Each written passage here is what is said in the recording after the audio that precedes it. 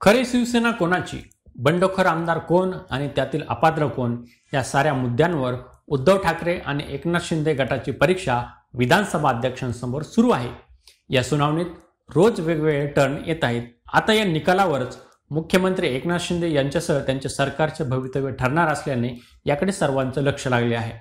शिंदे यांच्यासह 13 आमदारांना अपात्र ठरवण्यासाठी ठाकरे गटाने केलेली याचिका 31 डिसेंबरपर्यंत संपवण्याचा आदेश सर्वोच्च न्यायालयाने विधानसभा अध्यक्षांना दिलाय. आता ही सुनावणी कधी संपेल, तिचा निकाल काय लागेल याची खात्री कुणीही देऊ शकत नाही. तरी या सुनावणीतील ठाकरे गटाने एकनाथ शिंदे यांच्या आमदारांना कोंडीत कसे पकडले पाहूया या व्हिडिओमधून. एकनाथ शिंदे यांनी 20 जून 2022च्या रात्री पहिले बंड केले. तेव्हा त्यांच्यासोबत 13 आमदार पहिल्यांदा सुरतला पोहोचले. त्यानंतर शिंदे गुवाहाटीला गेले. तेथे त्यांना सेनेचे इतर आमदार मुंबईहून येऊन भेटत होते. शिंदे यांचे बंड शमत नसल्याचे स्पष्ट होताच तत्कालीन मुख्यमंत्री उद्धव ठाकरे यांच्या गटानेही हालचाली सुरू केल्या होत्या. लगेचच 21 जूनला वर्षा बंगल्यावर उर्वरित आमदारांची बैठक घेण्यात आली. तेव्हा 23 आमदार ठाकरे यांच्यासोबत होते. या बैठकीत शिंदे यांना गटनेतेपदावरून हटवण्याचा ठराव झाला. या ठरावावर आमदारांच्या सह्या होत्या. या सह्या केल्यानंतरच अनेक आमदार मग ठाकरे यांना सोडून शिंदे यांच्या बंडात सहभागी झाले. शिंदे यांच्याकडे शिवसेनेचे 40 आमदार आहेत हे स्पष्ट झाल्यानंतर उद्धव ठाकरे यांनी राजीनामा दिला.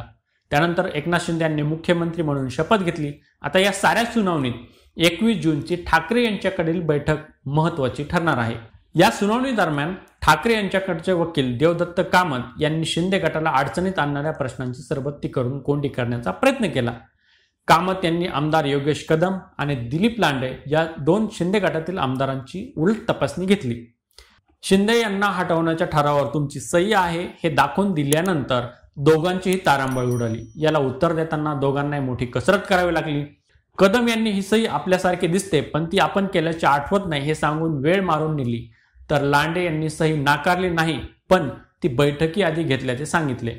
गुवाहाटी येथील हॉटेलची तिकिटे कुणी बुक केली होती, भाजपने की शिंदे, या प्रश्नाला उत्तर देताना कदम मात्र गोंधळून गेले. एकनाथ शिंदे यांना हटवण्याचा प्रस्ताव आता ठाकरे गटाची प्रमुख ढाल बनला आहे. एकीकडे या ठरावावर सह्या करून ही आमदार मंडळी गुवाहाटीला पोहोचली असे ठाकरे गटाला दाखवून द्यायचे आहे. 21 जूनपर्यंत ही मंडळी ठाकरे गटाचा व्हीप मानत होती. हा व्हीप सुनील प्रभू यांनी लागू केला होता. हाच मुद्दा ठाकरे गट मांडत आहे. त्यामुळे शिंदे गटाने गोगवले यांना व्हीप म्हणून नियुक्त करणे बेकायदा होते असा पुढील युक्तिवाद ठाकरे गटांकडून होणार आहे. ही बैठक बेकायदा होती, आमचे साहेब बनावट असल्याचा दावा शिंदे गटाने सुरू केलाय. ठाकरे यांच्या विरोधात बंड का केले असा प्रश्न ठाकरेंच्या वकिलांनी लांडे यांना विचारला.